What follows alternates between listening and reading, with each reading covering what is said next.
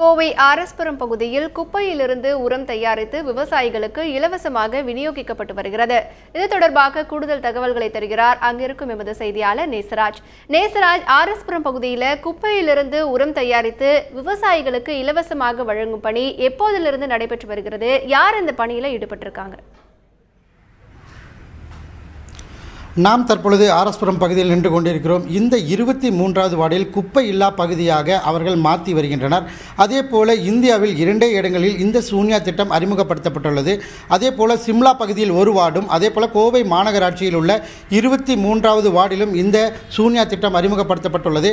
ஒரு மாதத்தில் 15 டன் குப்பைகளை சேகரித்து அவர்கள் இயற்கை கழிவுகளிலிருந்து இயற்கை உரங்களை தயாரித்து விவசாயிகளுக்கும் பொதுமக்களுக்கும் இலவசமாக கொடுத்து வருகின்றனர். அதே போல கோவை மாநகராட்சியில் உள்ள அனைத்து வார்டுகளிலும் இந்த குப்பைகளை இலவசமாக எடுத்து வந்து அவர்கள் இந்த சூன்யா திட்டத்தின் கீழ் இயற்கை உரங்களை மாற்றி அமைத்தால் பொதுமக்களிடையே நல்ல வரவேற்பை பெற்றுள்ளோம் என தெரிவித்துள்ளனர். தற்போது நம்மிடையே மணிமேகலை இருக்காங்க, அவன்கிட்ட கேட்போம். இந்த சூன்யா திட்டம் எப்படி பார்க்குறீங்க?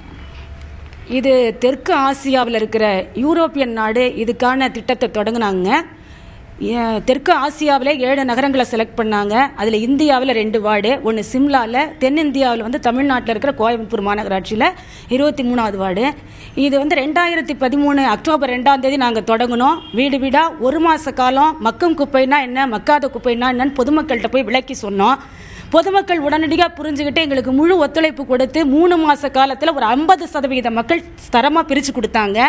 அதுக்கப்புறம் ஒரு 6 மாத காலம் நாங்கள் மேற்கொண்ட முயற்சியில் காலையில் 2 மணி நேரம் சுகாதார பணியாளர்களோடு அதிகாரிகளும் நாங்களும் சென்று வீடு வீடாக அவரிடத்துல பேம்ப்லெட்டை கொடுத்து பிரிக்க சொன்ன காரணத்தினால 6 மாத காலத்தில் எங்களுக்கு முழு வெற்றி கிடைச்சது. இது முழு வெற்றிக்கு பொதுமக்களுடைய முழு ஒத்துழைப்பு, சுகாதார பணியாளர்களுடைய அயராத உழைப்புன்னு சொல்லலாம். அதோடு மட்டும் இல்லாமல் 151 டன் குப்பையை, மக்காத குப்பையை நாங்கள் ஐடிசி நிறுவனத்துக்கு கொடுத்துருக்கோம். அதன் மூலமாக 4,81,000 ரூபாயை அவங்க கிட்ட இருந்து கலெக்ட் பண்ணி சுகாதார பணியாளர்களுக்கு அவங்களுக்கே ஊக்கத்தொகையா மாசம் மாசம் பேங்க்ல போடுற மாதிரி செஞ்சிருக்கோம். இது மட்டும் இல்லாமல் கோயம்புத்தூர் மாநகராட்சிக்கு 2 லட்சம் ரூபாய் வரைக்கும் டீசல் செலவை நாங்கள் மிச்சம் பண்ணியிருக்கோம்.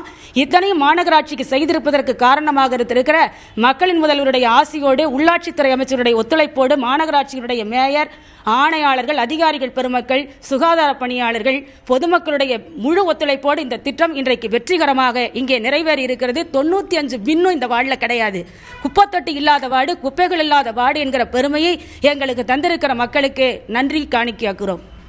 குறிப்பாக இந்த இயற்கை உரங்களுக்கு தமிழ்நாடு வேளாண்மை பல்கலைக்கழகம் தர சான்றிதழ் வழங்கியுள்ளது.